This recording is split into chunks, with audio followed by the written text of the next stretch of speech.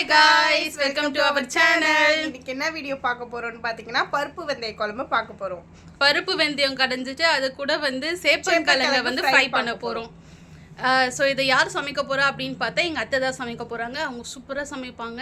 So அந்த recipes நீங்களும் try பண்ணி பாருங்கள். ட்ரை பண்ணி பார்த்துட்டு எப்படி இருந்துச்சுன்னு கமெண்ட் பண்ணுங்கள். வாங்க வீடியோக்குள்ளே போகலாம். சொல்லுவாங்க தோரம் பருப்பு வெந்தயம் கடை போகிறேன். இப்போ நம்ம அதுக்கு பருப்பு நல்லா கழுவி தண்ணி இல்லாமல் வடிகட்டி வச்சுருக்கோம். நம்ம கடையில் உதயம் பருப்புலாம் வாங்கினா நம்ம கழுவி வட்டிதில் ரேஷன் பருப்புனால கழுவி வடிகட்டி வச்சுருக்கோம். அதுக்கு தேவையான அளவு காஞ்ச மிளகா, வெந்தயம் இவ்வளோ போட்டால் போதும். இது 1/4 கிலோ பருப்பு. இது 1/4 கிலோ பருப்புக்கு இவ்வளோ வெந்தயம் போட்டால் போதும். இதுக்கு மேலே போட்டாக்கா பிசு பிசுன்னு ஆகிடும் ஒரு மாதிரி.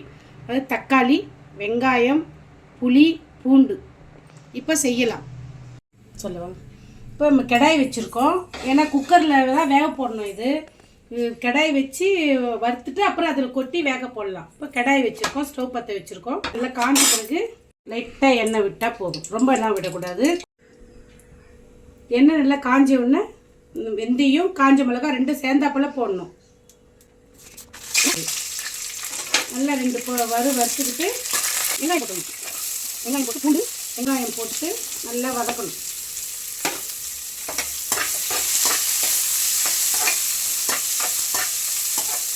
வெந்தயத்தை தீஞ்சா நல்லா இருக்காது, கசப்பாயிடும் ரொம்ப. ஏன்னா வெந்தயமே கசப்பு இல்லைங்களா, அதனால் இது தீஞ்சிட்டா இன்னும் ரொம்ப கசப்பாயிடும். பருப்பு வறுக்கணும். ஏன்னா அது ஈர பசியாக இருக்கிறதால இன்னும் கொஞ்சம் நல்லா வறுப்படணும். லேட்டாக வறுப்படும் இல்லைங்களா, அதனால் அந்த தண்ணியெல்லாம் வறுத்துறதுல கொஞ்சம் நேரம் வறுக்கணும்.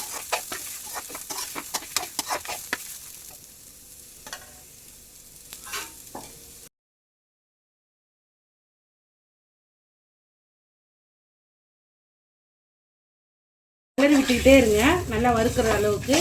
கொஞ்சம் அந்த சூடு ஏறணும் பருப்பு.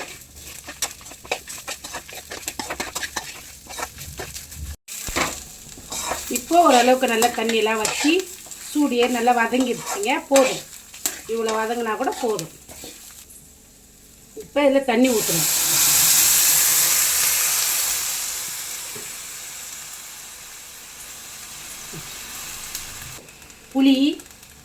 புளி இவ்வளோ போடணும். தக்காளி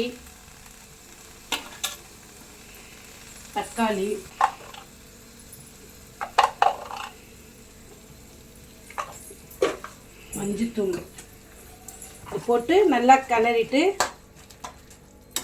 நம்ம அதை குக்கரில் மாற்றிக்கலாம். குக்கரில் மாற்றி தண்ணி ஊற்றி 1/4 கிலோ பருப்புக்கு ஒரு 3 கிளாஸ் தண்ணி ஊற்றினா போதும். ஏன்னா இது ரொம்ப தண்ணியாக இருந்தால் நல்லா இருக்காது, கெட்டியாக தான் இருக்கணும். இது எல்லாம் போட்டோம். இப்போ இதை மூடி போட்டு விசில் வந்தோடனே எடுத்து கடைஞ்சி வடகம் இருந்தால் போட்டு தாளிச்சிக்கலாம். இல்லை பூண்டு நசுக்கி போட்டு தாளித்து சப்பாத்திக்கு தொட்டுக்கலாம். ரைஸுக்கு இன்னும் சூப்பராக இருக்கும், சப்பாத்திக்கும் நல்லாயிருக்கும்.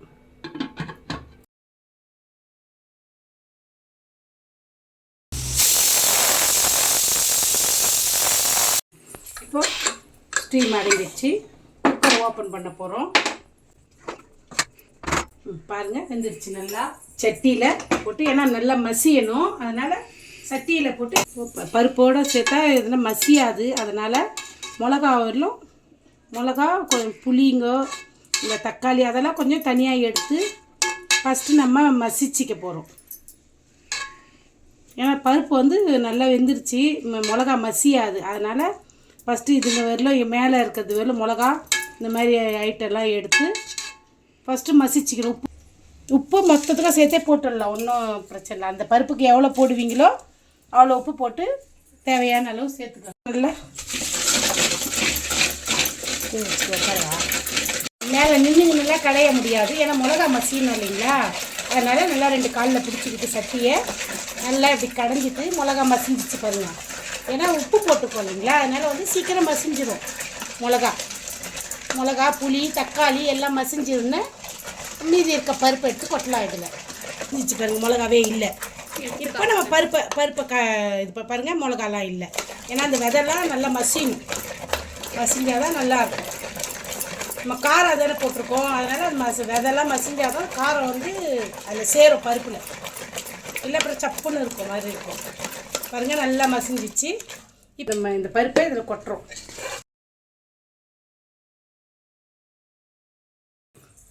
சூட்டோட கடையணும், அப்போ தான் வந்து மசியும் நல்லா.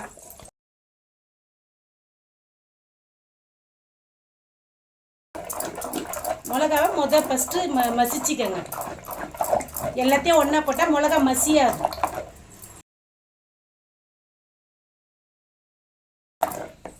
பாருங்கள் இது நல்லா மசிஞ்சிச்சு. அவ்வளோதான், இப்போ ரெடி. ரொம்ப மைய கடைஞ்சினா நல்லா இருக்காது, கொஞ்சம் ஓரளவுக்கு குறைன்னு இருந்தால் தான் இது டேஸ்ட்டாக இருக்கும். இப்போ நம்ம கடாய் வச்சுருக்கோம், தாளிக்க போகிறோம். தாளித்து பருப்பில் ஊற்ற போகிறோம். ஊற்றினா போதும். கடுகு வடகம் ரெண்டும். வடகம் இருக்கவங்க வடகம் போடலாம், இல்லை வடகம் இல்லைன்னா பூண்டு நசுக்கி போட்டு கடுகு பொரிஞ்ச உடனே பூண்டு போட்டு நல்லா கொஞ்சம் தீஞ்சு போய் வெச்சிச்சு. இப்போ நான் கடுகு போட போகிறேன். பாருங்கள் நான் போட்டோன்னு பொரியுது பாருங்கள், அந்த மாதிரி பொரியணும். ஸோ நல்லா பொரிஞ்சிடுச்சு. பொரிஞ்ச பிறகு நம்ம கறிவேப்பிலை சேர்க்குறோம்.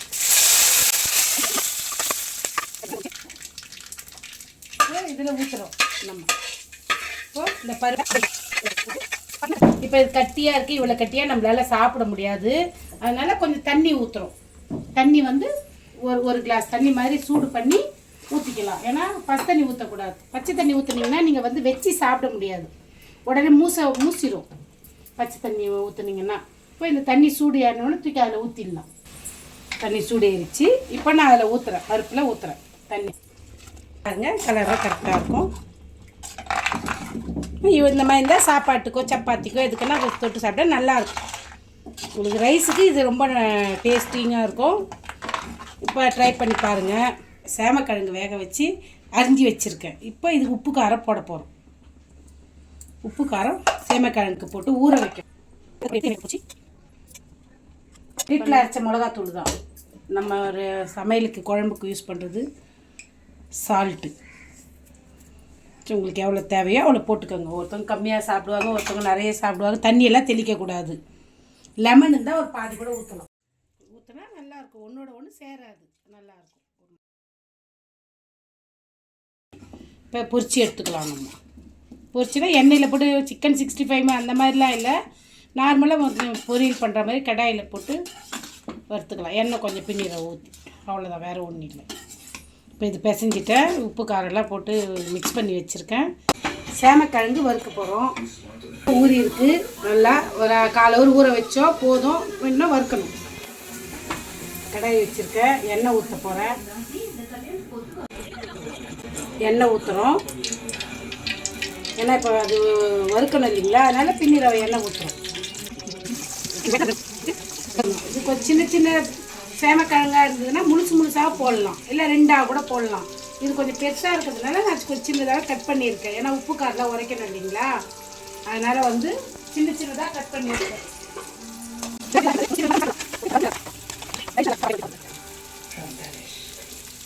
இப்போ இந்த மிளகாத்தூள்லாம் நல்லா வதங்குற விதத்தில் வறுக்கணும்.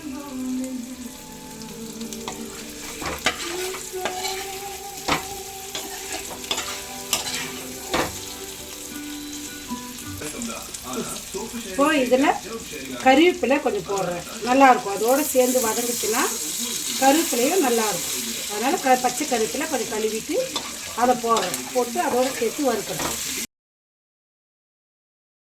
நல்லா குக் பண்ணணும், ஏன்னா அப்போ தான் மிளகா நெடியெல்லாம் போகும்.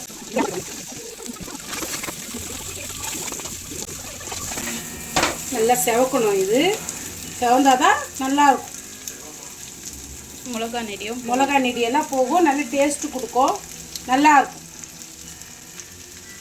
எண்ணெய்லாம் பாருங்கள் நல்லா நிறைய தான் இருக்குது. இதே போதும், இவ்வளோ எண்ணெயே போதும். இதுக்கு மேலே எண்ணெய் ஊற்றினா நல்லா இருக்காது. பாருங்க ஓரளவுக்கு நல்லா வதங்கி வந்துருச்சு, ஆனால் இன்னும் வறுக்கணும்.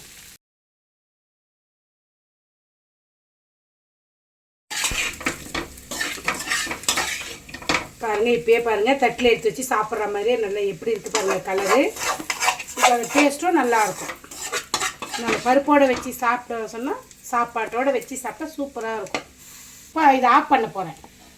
ஆஃப் பண்ண கொஞ்சம் கொத்தமல்லி தழை இதை கழுவி வச்சுருக்கேன். இதை போட்டுட்டு கலராதிங்க, அப்படியே நிறுத்தி மூடி போட்டுருங்க. இப்போ சாப்பிட கொஞ்சம் மனமாக நல்லாயிருக்கும், வாசனையாக. ஏன்னா கொத்தமல்லி தழை வந்து ரொம்ப பாயில் ஆனால் நல்லது. இப்போ ஸ்டவ் ஆஃப் பண்ணிடுறோம்.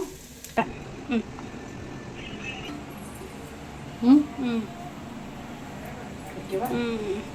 ஓகே காய்ஸ், ஸோ எல்லாரும் வந்து அதை எப்படி செய்யணும் அப்படின்னு சொல்லிட்டு நீங்கள் தெரிஞ்சிருப்பீங்கன்னு சொல்லிட்டு நம்புகிறோம். அண்ட் இந்த வீடியோவை என்ஜாய் பண்ணியிருப்பீங்கன்னு நம்புகிறோம். உங்களுக்கு வேறு ஏதாச்சும் ரெசிபிஸ் வேணும் அப்படின்னாலும் நமக்கு கமெண்ட் செக்ஷனில் சொல்லுங்கள். நாங்கள் உங்களுக்கு கொடுக்குறோம், அந்த வீடியோஸ் வந்து பண்ணி தரோம். ஸோ எங்களுக்கு வந்து இதை குக் பண்ண தெரியாது கண்டிப்பாக, அதனால தான் வந்து எனக்கு ஓகேங்க நான் ஒத்துக்கிறேன், தெரியும் எனக்கு குக் பண்ண தெரியும். பட் இந்த பருப்பு செய்கிற அளவுக்குலாம் எனக்கு தெரியாது. ஸோ அதனால தான் எங்கள் அம்மா செஞ்சாங்க. ஸோ பிரியாணிலாம் நல்லா செய்ய தெரியும். பிரியாணிலாம் சூப்பராக செய்வாங்க. ஏங்க நமக்கு பிடிச்சதுங்க சிக்கன் பிரியாணி சூப்பராக செய்வேன். மட்டன்லாம் செஞ்சது கிடையாது. பிரியாணின்றது மட்டன் வராதா? ஸோ ஓகே, சமைப்பேன், ஏதோ ஓரளவுக்கு சமைப்பேங்க. ரொம்பலாம் சமைக்க தெரியாது, உங்களுக்கு சொல்கிற அளவுக்குலாம் எனக்கு சமைக்க தெரியாது. ஸோ எங்கள் அம்மாவுக்கு அவங்களுக்கு தெரிஞ்ச வரைக்கும் அவங்க அப்படி தான் செய்வாங்க. பருப்பு வெந்தி அப்படி தான் கடைவாங்க. ஸோ அவங்களுக்கு தெரிஞ்ச வரைக்கும் அவங்க சொல்லியிருக்காங்க. ஸோ அந்த கண்டிப்பாக ட்ரை பண்ணி பாருங்கள். அந்த காம்பினேஷனும் சூப்பராக இருக்கும் வித் சேப்பங்கிழங்கு ஃப்ரையோட. ஸோ ரைஸுக்கு செம்ம டேஸ்ட்டாக இருக்கும். ஸோ நீங்களும் வீட்டில் ட்ரை பண்ணி பாருங்கள். ட்ரை பண்ணி பார்த்துட்டு வீடியோ எப்படி இருந்துச்சுன்னு சொல்லுங்கள். ஸோ டேஸ்ட் எப்படி இருந்துச்சுன்னு சொல்லுங்கள். இந்த வீடியோ உங்களுக்கு பிடிச்சிருக்கோன்னு நம்புகிறோம். இதை என்ஜாய் பண்ணியிருப்பீங்கன்னு நினைக்கிறோம். ஸோ லைக் பண்ணுங்கள், ஷேர் பண்ணுங்கள், சப்ஸ்கிரைப் பண்ணுங்கள், பெல் பட்டனை கிளிக் பண்ணிருங்க மறந்துடாதீங்க. கொஞ்சம் ஷேர் பண்ணுங்கள், அப்போ தான் நம்ம வீடியோஸ் வந்து எல்லாருக்கும் பார்ப்பாங்க, நிறைய சப்ஸ்கிரைபர் நமக்கு கிடைப்பாங்க. ஸோ இதை விட உங்களுக்கு நல்ல கண்டென்ட்லாம் நாங்கள் வந்து வீடியோஸ் உள்ள வருவோம். Okay guys, bye. நெக்ஸ்ட் வீடியோக்காக வெயிட் பண்ணுங்கள். Stay tune. பாய்.